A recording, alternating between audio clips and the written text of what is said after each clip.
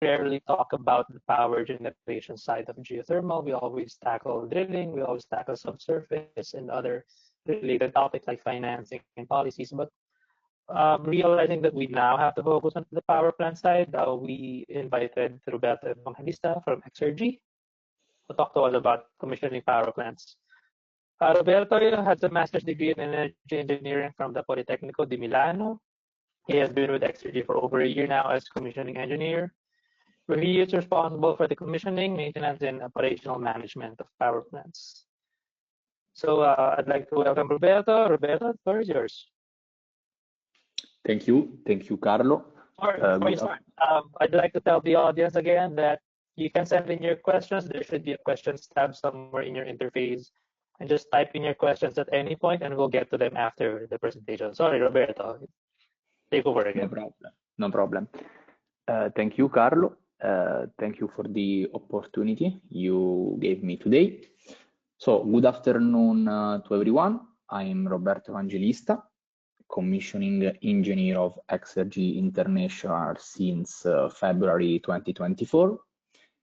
And during my experience in Exergy, I had the possibility to participate in the commissioning of 3 overseas power plants. 2 in Philippines for Energy Development Corporation, Northern Negros Geothermal Power Plant, and Managdong Geothermal Binary Optimization Power Plant, and 1 in Turkey for one of our main clients, that is Greeneco. Today, I would like to discuss with you my personal experience and also, of course, Exergy experience in the commissioning of geothermal project, in particular the approach, the challenges, and the lessons from the film that we gain across the time. Our discussion today is divided into basically 7 chapters.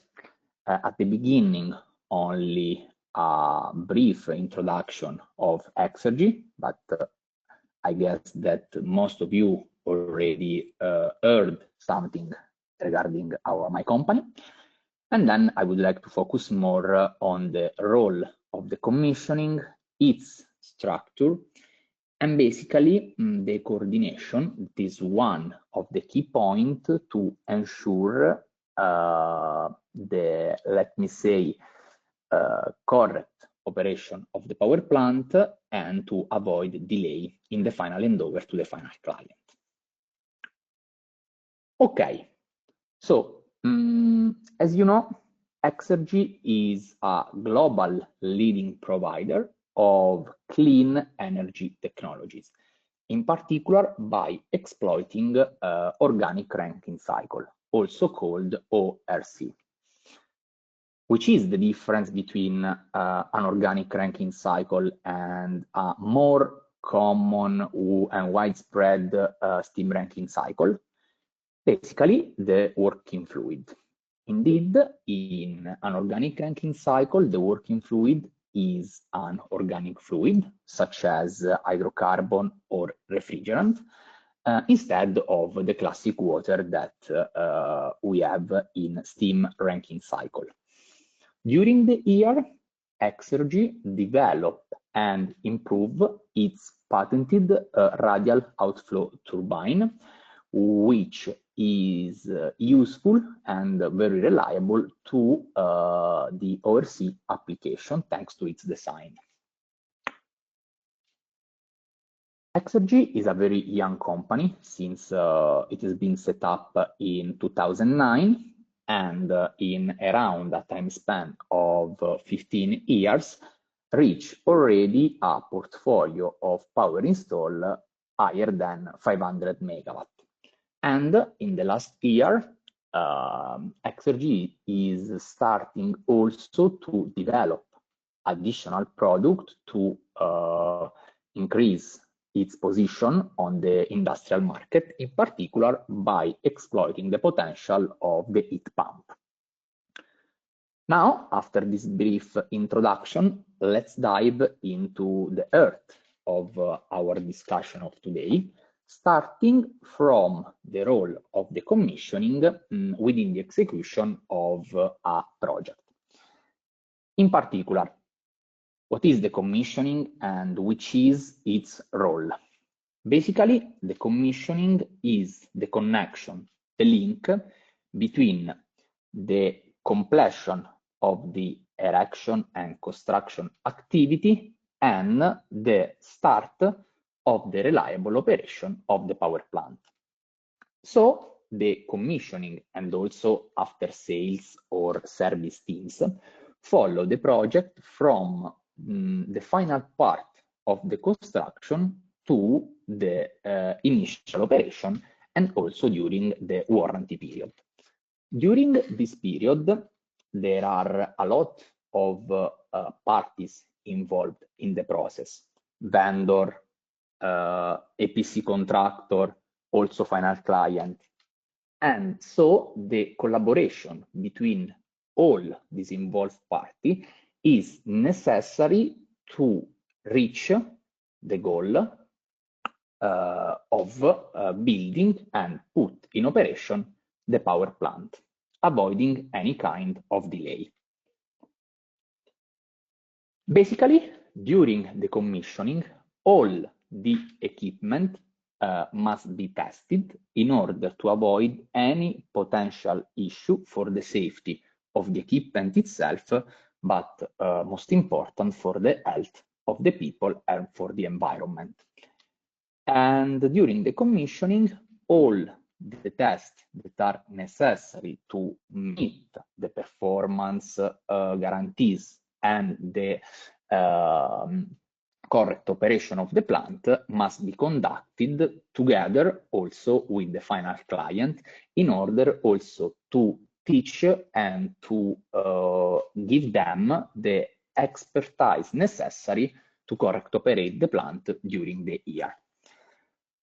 Basically, at the end of the commissioning, before the handover to the final client with accepted and approved procedure, checklist and training certificate, it's necessary to achieve the certification from the national and also sometimes international regulatory authority that basically states that the power plant is in accordance with all the requirements necessary to operate.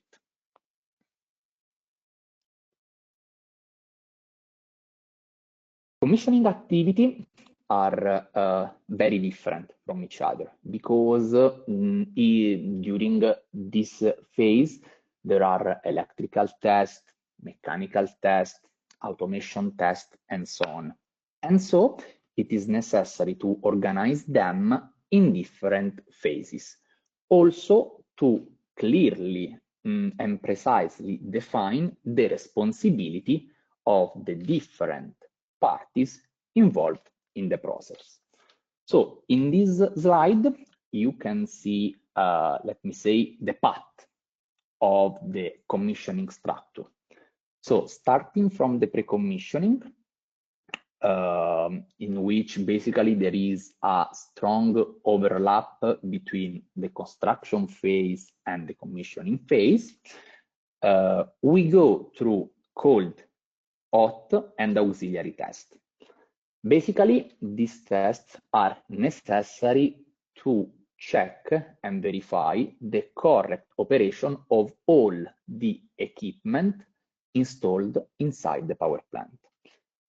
After the successful completion of these three stages that we will discuss in the next slide, there is the need to demonstrate to the final client the capability of the power plant to work in accordance with the design criteria based on ambient condition, heat source conditions, and cooling flow condition. And basically, this is the performance test.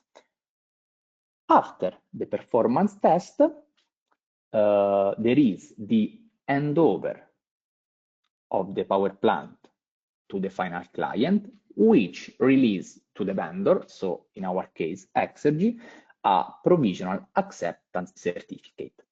Starting from that moment, the responsibility and the operation of the power plant goes from Exergy to the final client.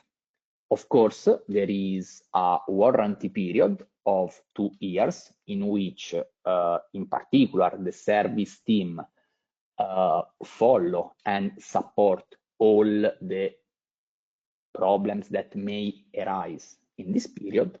And after the end of the warranty period, the final client releases the final acceptance certificate, and the plant is ready for the long-term operation, 20-25 years based on different conditions.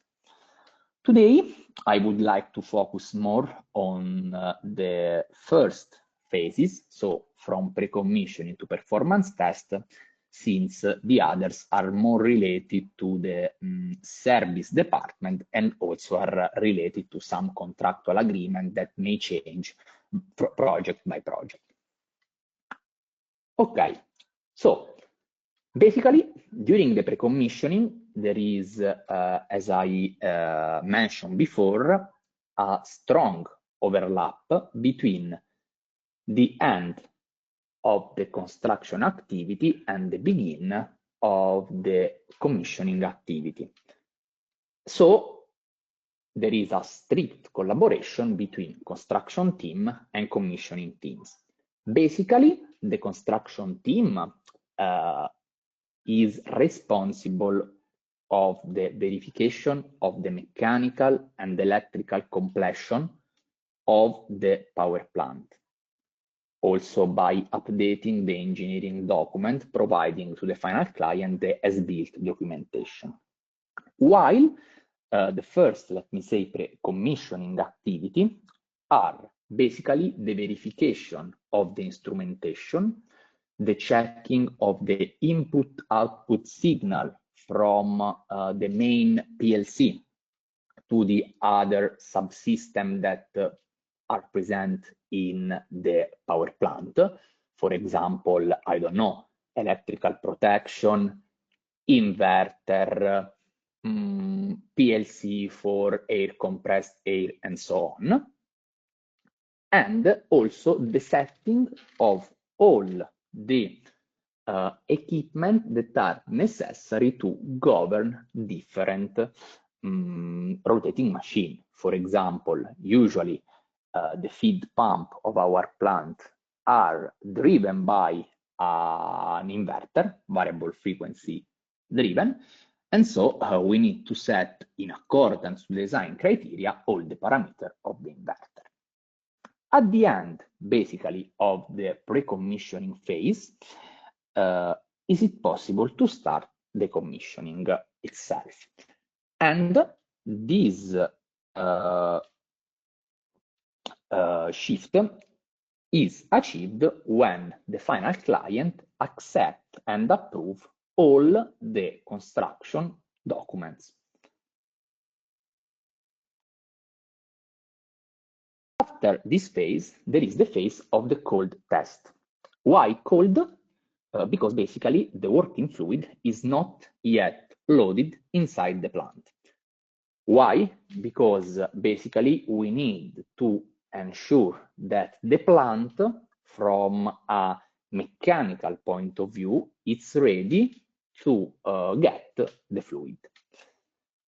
So in order to do this, at first we need to check and to test the pneumatic and or hydraulic valve that are installed inside the power plant, and also we must grant the correct operation of the oil skid for the mechanical seal, basically of the turbine and of the feed pump. So the first activity that we must complete are the functional test of the valve and the commissioning of the oil skid, both for pump and turbine. After this, there is the needed to check, of course, the rotation direction of the motor and to conduct the motor solo run test in order to verify if only the motor itself is characterized by some issue. I don't know, maybe some problem with the bearing or something like that. And then it's necessary also to set all the instrument range and the threshold for the alarm and the trip inside the PLC. Why? Because before starting to load the working fluid inside the power plant, we must check the basic interlocks and the safety requirement of the power plant. So basically, we need to test before starting the motive fluid loading, the gas detector sensor, the H2S sensor, and some, let me say, internal logic that protect evaporator and condenser, and basically all the equipment installed in the power plant. Before starting the hot test, we must be sure that the plant is not characterized by any kind of leak, since again, our working fluid is usually an hydrocarbon, organic fluid, and so this can represent an issue for the safety of the equipment and for the people, of course.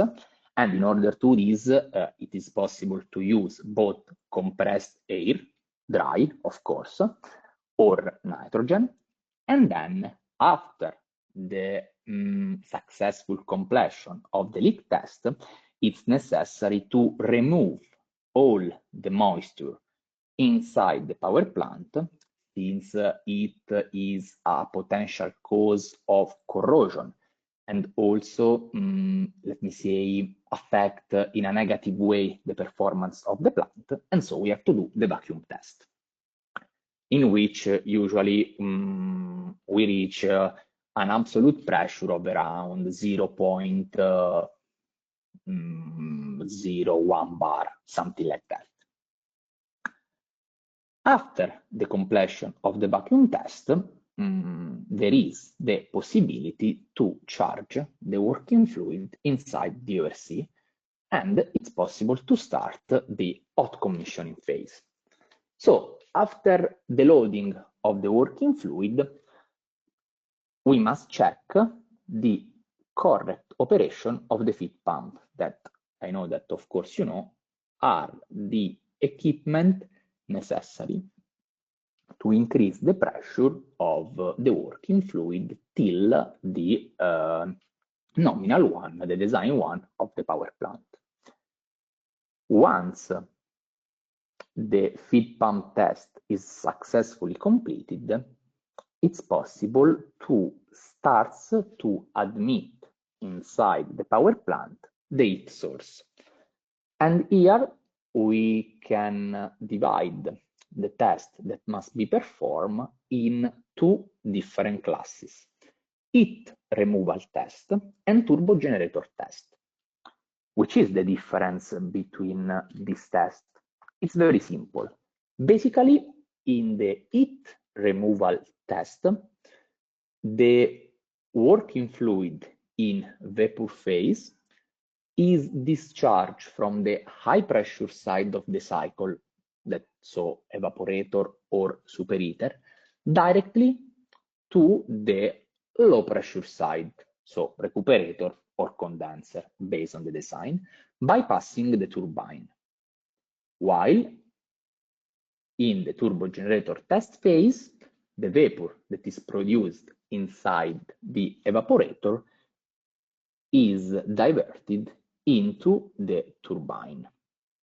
Okay, and basically here the critical, let me say, the critical part is to check that all the equipment, all the control loop work in accordance with the design criteria and with the safety requirement of the plant. Until now, we discuss of basically a standard, let me say,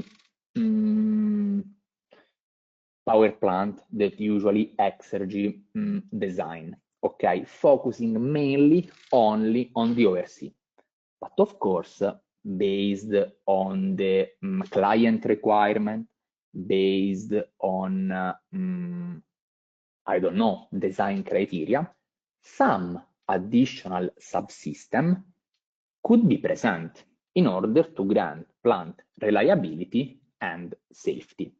And of course, also this auxiliary system must be tested and commissioning to verify its operation. For example, if we have as cooling fluid water, we need a chemical dosing system able to control the bacteria and the silica content of this cooling water.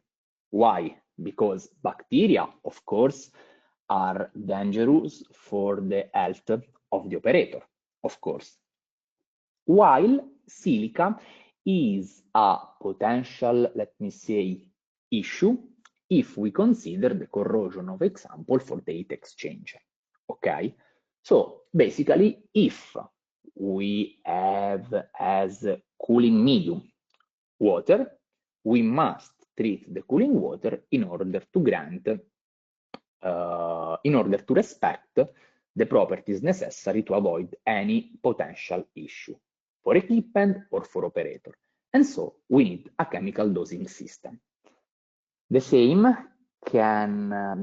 argument can be repeated also for the hot source, because maybe, for example, in our project in the Philippines, in that kind of place, the silica content inside the heat source, that usually is brine, so hot water, is very high. And this can create some problem of corrosion on the pipe of the heat exchanger. So we need to control basically the pH, okay, of the hot source. And so we need a system, in particular the acid dosing system, able to reduce the pH of the hot source up to the value that is up to a value that does not affect in a negative way the correct operation of the plant, that usually is around 4.8, 5.2. So we need an acid dosing system, so we must test also this acid dosing system. Okay, so once cold test, hot test, and auxiliary test are successfully completed, basically the plant is ready for the long-term operation.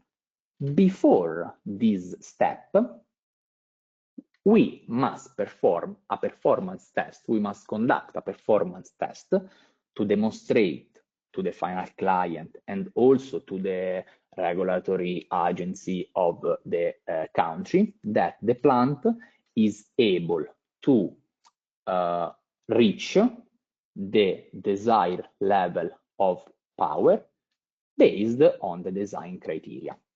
So first of all, before starting the performance test, it's necessary to define the acceptance criteria, and also it's necessary to quantify the measurement uncertainty of each instrument. And then, is it possible to perform this test that basically consists in bringing online the power plant up to the maximum value of power and demonstrate its capability to work in that condition. Of course, it's necessary to consider the ambient conditions, cooling flow conditions and its source condition, since these parameters affect the global operation of the plant. Okay. Okay, so all the activity we described basically usually overlap. Okay, since maybe in other part of the project there were some delays, and so at the end we need to run fast in order to avoid the final deliver, the final handover to the client. Okay, and so one of the key points of the commissioning is the coordination. Coordination of the different activity that must be done, coordination between the different team present at site, and so on. So basically, it's during the commissioning, it's important to have a clear division of responsibility, a schedule optimization, and most important, it's crucial to figure out all the potential issues that may arise in order to at least prevent, or in the worst case, reduce as much as possible all the potential negative effect that these issues have on the final on the power plant, basically. So it's very important to have a weekly or also a daily coordination with all the involved party by, let me say, optimize all the time available and prioritize the activity based on the urgency of the power plant. It's important to review the safety procedure and the permit to work procedure at the end of each commissioning phase in order to avoid, let me say, lack of information. And also, regarding the technical point of view, the availability of the spare parts and an early vendor alignment are necessary, crucial, fundamental to prevent any delay related to some damage on some component. This is a very important topic that, of course, depends also on the experience of all the parties involved in the commissioning phase. So far, we talk about the main role of the commissioning, which again consists in guaranteeing the safe and reliable operation of the power plant. But beside that, we can say that the commissioning phase is very useful also to improve the entire, let me say, chain of the project execution. Why? Because basically during the commissioning phase, some problems, some issues that are very difficult to foresee in advance may arise. Okay, and so it's very important to have the capability of, let me say, critical thinking and problem solving. For example, in one of our last project, during the feed pump test, so we were in the hot commissioning test, we noticed some vibration spike during pump testing. And so, as you know, vibration spike can be, some vibration can be created due to problem on the bearing or maybe misalignment between the motor and the pump. So, of course, it's not a good thing. Okay, so we don't want, we want to minimize as soon as possible, as much as possible, the vibration. Okay, so first of all, we try to get, let me say, spectral analysis of the vibration by using a portable vibrational analyzer. But using this instrument, we didn't detect any kind of anomalies. By further investigating, also by looking the trend available on the PLC, basically, we noticed that the vibration spikes were present also during the standby period, so also when the pumps were not running.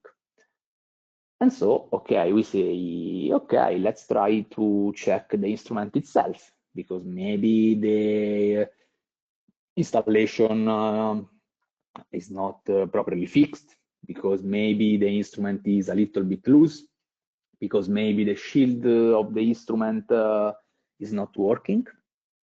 But also after this test, this check, we cannot find where was the problem, because there is no anomaly detected in the installation and so on. And then one day we noticed that basically the radio frequencies are responsible for the vibration spikes.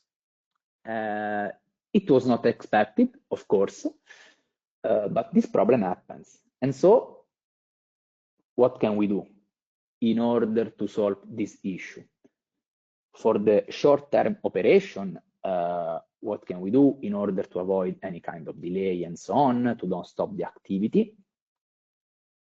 We prohibited the use of the radios near the pump, because basically we saw that, I don't know, if you are far 3-4 meters from the pump, the vibration spike were not present. And then, of course, for the long-term operation, basically we replace the vibration transmitter module. Okay, so, and as you can see, how it's possible to prevent in advance during the engineering phase this problem. Basically, you cannot foresee in advance this kind of problem. And then another example is related to our design of the extraction system for the non-condensable gases. Basically, we damaged a couple of vacuum pumps connected to the extraction system. Okay, so we start to analyze the problem by looking the data available on the PLC, on the DCS, and we saw that basically this is, this was the higher pressure in the condenser, in particular higher than the ambient one, is responsible for the reverse operation of the pump. And as you know, if the pressure in the suction is higher than the pressure in the discharge, the pump, it's not working like a pump, but basically it's working like a sort of expander. And so the pump damaged. And basically, in order to avoid this situation, we review the design of the NCG system, and we replace the on-off valve with that is installed in the suction line of the vacuum pump with an a control valve able to maintain the pressure in the suction line to the desired level, to the desired value. Okay. Okay.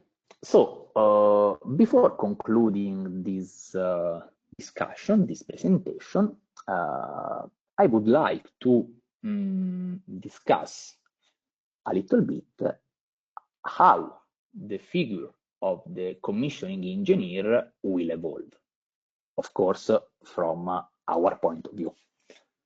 So, as you know, the geothermal systems are progressively becoming more complex, in particular thanks to the new, to the development of the new drilling techniques that are, let me say, very common in this period. I don't know, advanced geothermal system, enhanced geothermal system, and so on.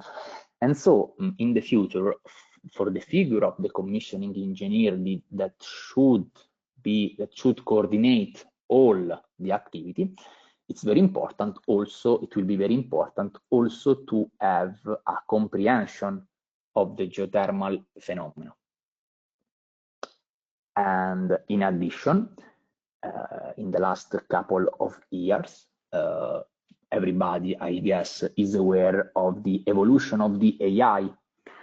And so also the requirement of online monitoring and detailed diagnostic system are becoming more demanding. Basically, now all the focus is related to the data acquisition, data analysis. We would like to keep under control basically everything. And so the knowledge of the data analysis system will be a crucial part of the job of the commissioning engineer. And then we can discuss, we can think about also, let me say, more the politic and the commercial point of view, because due to the goal of decarbonization, the world, and so on, basically there are growing investment by both public institutions and private companies in this sector. And so the commissioning engineer should have also financial skills to assess commissioning cost and also risk. And last but not least, since the geothermal energy basically is not the only one, but one of the few, let me say, green technology that is able to meet the requirement of the base load, because basically it's programmable, its role will become always more important in the future.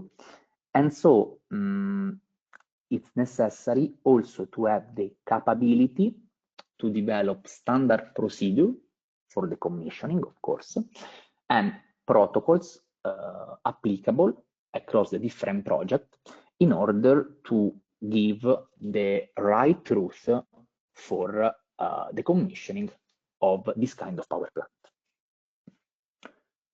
Okay, now here in the last part of the presentation, you can see some of our power plants. In particular, I would like to focus on the first two that are the, let me say, the new one, that are near to the end of the commissioning phase. So basically we are in hot commissioning test, let me say.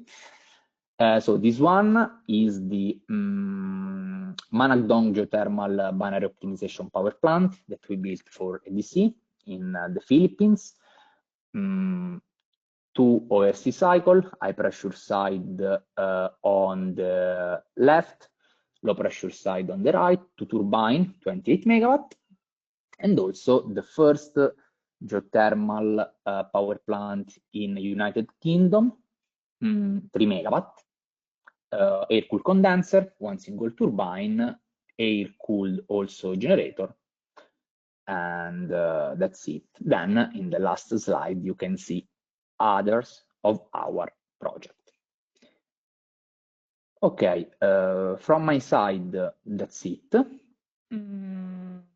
Of course, I'm available for your question, and you can contact me to my mail, also my, let me say, direct manager, Ancini Lorenzo, and thank you for your attention and for your time. Thank you, Roberto, for that very good overview of power plant commissioning, the role of the commissioning engineer, and also how you see the role will evolve in the coming years, especially with geothermal also evolving quite a bit. Let's go through the questions in a bit, but let's focus on, say, a big picture question for now. Regarding the time it takes to do power plant commissioning, I imagine there are a lot of unpredictable things that could happen, but what is more or less the standard for commissioning a geothermal power plant? Okay, so basically this depends also on the different auxiliary system that may be present, because of course each subsystem requires a certain amount of time. I can say that based on my personal experience, if there is let me say, standard ORC, so in which basically the focus is more on the ORC itself, with only a couple of subsystems, for example, compressed air system and UPS system. Basically, the let me say the total process, so from the pre-commissioning to the performance test, can last around 2 months, something like that. If instead there are a lot of auxiliary systems, for example, chemical dosing, acid dosing, a lot of electrical protection, so maybe many transformers, many motor in medium voltage line, maybe this can take also 5 or 6 months. Of course, it's in the best interest of the project developer to shorten the commissioning time. So my question is, are there any early steps that can be taken by the developer to possibly help out with the commissioning phase, possibly shorten it? Okay, so basically, it's very crucial to optimize, let me say, the activity that can be done in parallel. For example, at the beginning, I mentioned, for example, that we need to do the functional test of the control valve, for example. In order to do this, of course, we need the compressed air, okay? And maybe the compressed air is, as for sure, its own PLC and so on. So in order to shorten as much as possible the time required by the commissioning, of course, the communication between the main PLC and the PLC of the compressed air system should be done immediately. And also, in particular, if this communication is checked and tested during the factory acceptance test, this will help a lot in shorten the time of the commissioning. I mean, because basically each auxiliary system can be tested properly also during the FAT. Maybe sometimes the FAT are not conducted, let me say, in a detailed manner because maybe the vendor is busy, because there is no personnel available to go, for example, abroad in that kind of period and so on. And so maybe the FAT are not so effective, okay? But for example, if the FAT are, let me say, conducted in a precise and detailed manner, this for sure allow to shorten a lot the time of the commissioning. You also mentioned during the planning phase of commissioning that it's very important to anticipate potential issues. And you cited some of the some examples, but I think those are unconventional issues. What are the more usual challenges that you encounter? Okay, so basically, of course, for example, I don't know, here, usually it's a potential issue, I don't know, maybe the mechanical seal of the feed pumps are characterized by leaking. Because maybe during the transportation of the feed pump, there was some movement between the mechanical seal and the body of the pump, and so maybe the O-ring is not able to fit in the perfect condition its location and so on. And so, for example, if with the, let me say, main supply of the feed pump, you already buy a spare mechanical seal, in a couple of days you can replace the mechanical seal and you can proceed with the testing. Also because usually the mechanical seal is a component that require around 10 to 12 weeks before to have available it at site if you need to replace them. So for example, by buying in advance with the main supply the mechanical seal of the feed pump, you are able to, in a couple of days, solve the issue. I don't know, another thing, for example, can be the fuses for the inverter, because maybe due to some disturbance on the line and so on, some fuses of the inverter can be basically broken. And of course, the fuses don't have a delivery time like a mechanical seal.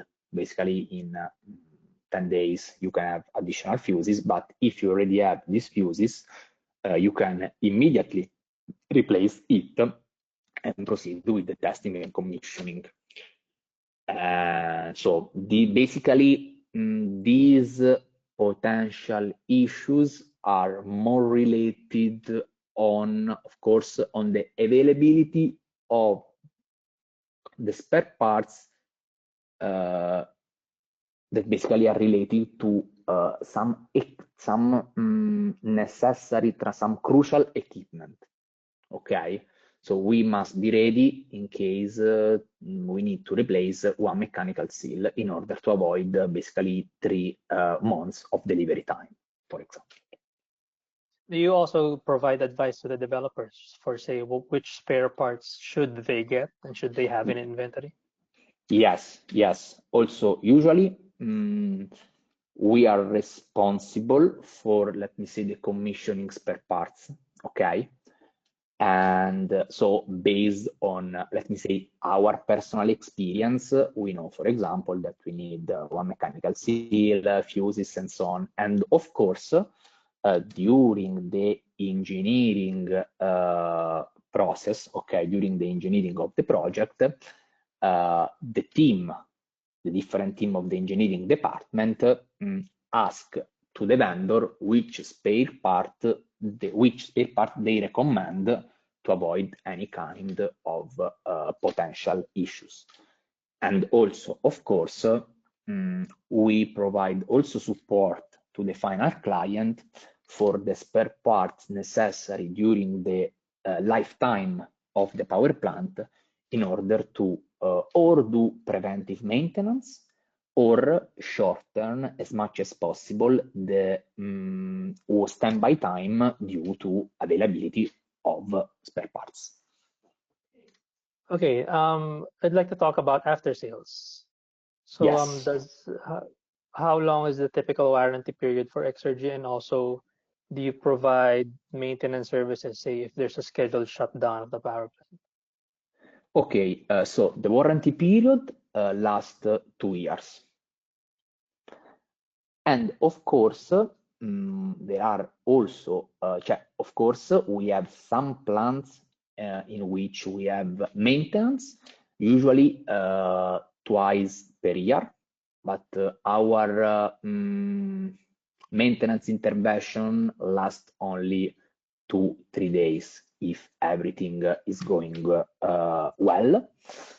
And basically, yes, it is possible to, let me say, make a contractual agreement between Exergy and the final client also after the end of the warranty period, if the client required our, let me say, support in a more precise way.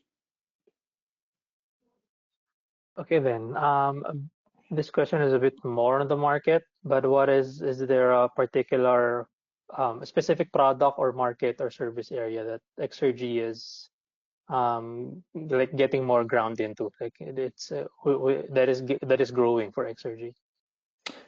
Okay, so we can say that in the last year, basically all the service department is growing, because we were able to stipulate a lot of maintenance contract with our final client. But basically there is no particular area in which Exergy is growing, but basically is growing in the maintenance of all the level of the power plant. So starting from mechanical, for example, if there is the requirement to replace one mechanical seal, for example, from the electrical point of view, if there is also the needed to test for some reason some electrical protection, we can do. And also from the, let me say, the automation services is always on the track to phase out some potential issue that may arise after 6-7 years of operation of the power plant.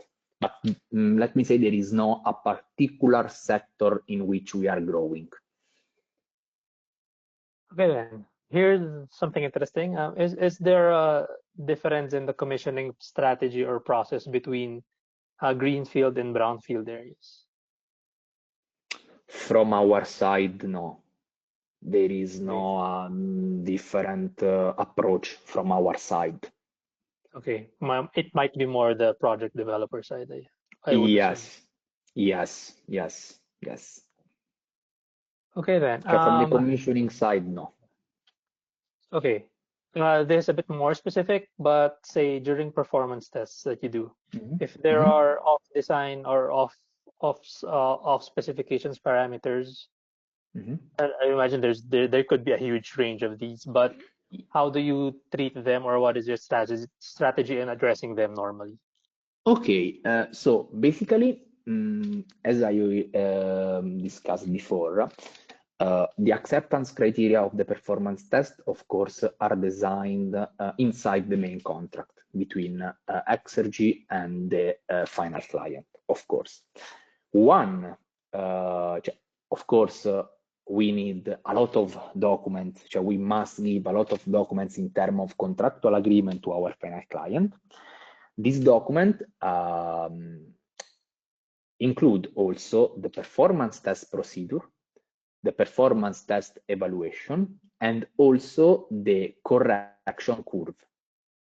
So basically, starting from the design condition, the engineering department made a lot of, let me say, simulation, considering a certain deviation of the most impacted parameter on the process in order to analyze which will be the, let me say, power production of the plant if this parameter will change in this way.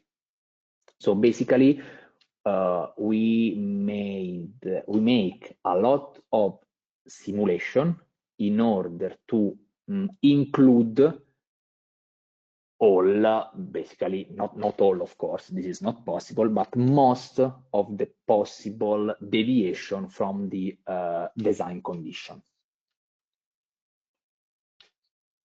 Okay, then. A few questions here from Ethiopia specifically. Is there a possible way, or what measures would you take if you were to commission, say, a power plant that has been idle for quite some time? Okay, so basically, sorry, only a clarification, the plant already in operation and then stop, or I don't know, for some reason during the construction there was an idle period of 2 years and after this we need to start the commissioning. Because let's assume that the plant was never put into operations. Okay, so basically this depends on the idle time. I mean, if the idle time is, I don't know, for example, 1 year, it's better to at first make an inspection of the rotating equipment before switch on. For example, for the feed pump, maybe in 1 year of in operation, there can be some maybe corrosion on the bearing, or maybe some sagging if the pump is horizontal. So before to start up, it's better to do a complete inspection of those components, preferably with the vendor itself. since for sure the vendor, or in this case for the pump, it's more expert than us for the pump itself. So this can be one. Also, it's better also to do an inspection of the mechanical group of our turbine, that basically is the same of the mechanical seal of the pump.